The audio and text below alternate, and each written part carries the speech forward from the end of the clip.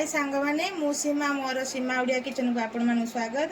देखो आम बाड़ी रे बहुत गुड़िए पियाज संडा होता मुझे नहीं आसी आज गोटे नुआ रेसिपी पुणी बनइबा। चलतु देखा केमती कौन बनइबा।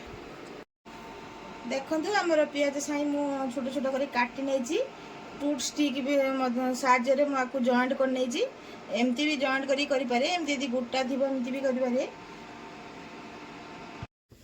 देखो मु कौन कौन से सामग्री दरकार हो तार गोटे बैटर बनवा। ये बेसन मु गोटे कप नहीं जाइए गोटे कप बेसन को मु हाफ कप नहीं चाउल गुंड से लुण पकई नवा तो स्वाद अनुसार लुण पकई ने हलदी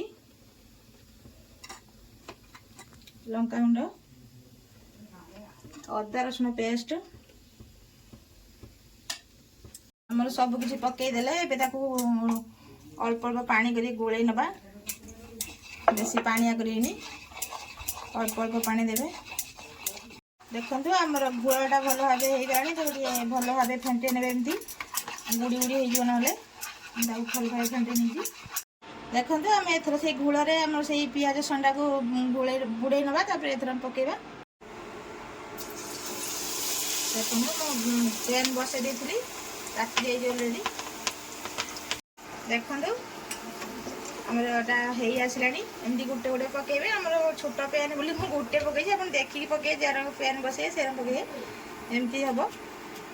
देखो आमर प्रस्तुत होगा पियाज संडा पकोड़ा एमती बनातु खाई निहाती मत कमेंट जनातु केमी लगुच।